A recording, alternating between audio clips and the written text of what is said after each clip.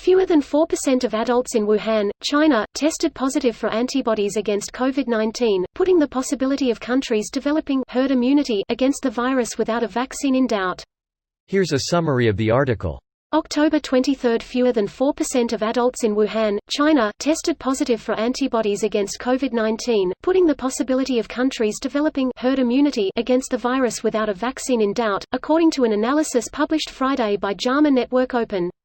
Even if all of these people had the perfect antibodies that conferred immunity to this virus for some unknown amount of time, the prevalence found in this study and others is never rising to the level of herd immunity. Henry Raymond, an associate professor of biostatistics and epidemiology at Rutgers University, told UPI.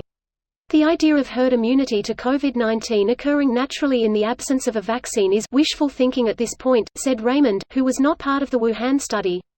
Although some studies have suggested that people infected with COVID-19 develop antibodies, proteins produced by the immune system that help fight off disease, against it that last several months, there have also been cases of reinfection, where someone who has recovered gets sick again with a different strain of the virus.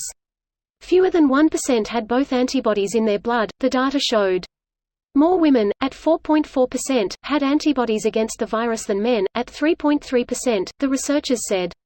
The prevalence of antibodies found in this study suggests that more people actually may be infected with COVID-19 than what is reported in the case figures, which document those who test positive for the virus after experiencing symptoms, Raymond said.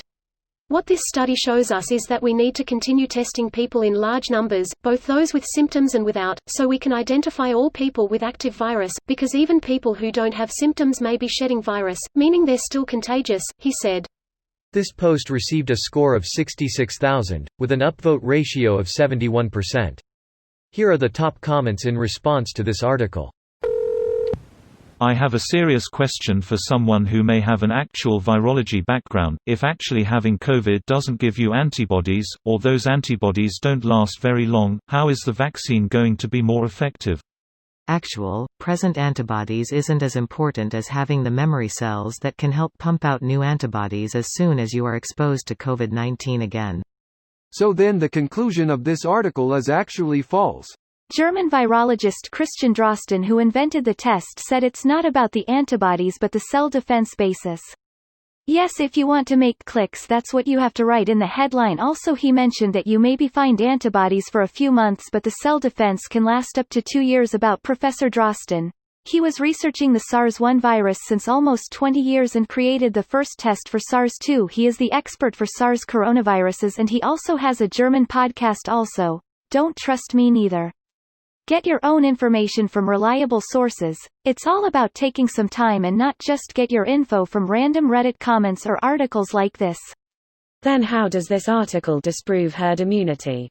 It doesn't, it puts the possibility in doubt, just bullshit journalism that leaves plausible deniability. So, it's the equivalent of saying, bananas exude high amounts of radiation and eating enough of them will kill you.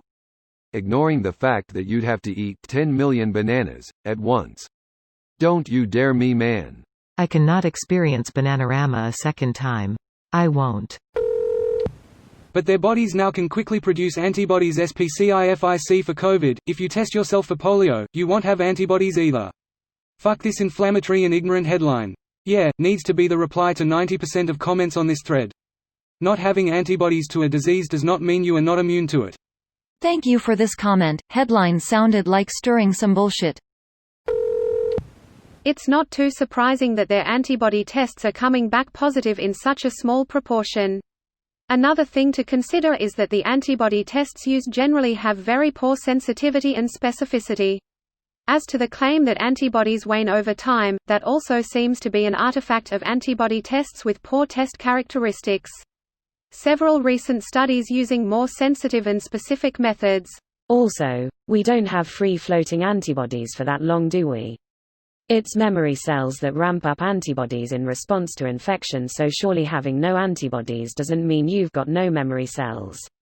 I'm not an immunologist though, so my knowledge isn't great. This video was automatically created by Reddit to speech. The article and comments in this video were selected from Reddit according to their upvotes, and any paraphrasing was performed by smmry.com, without any human intervention.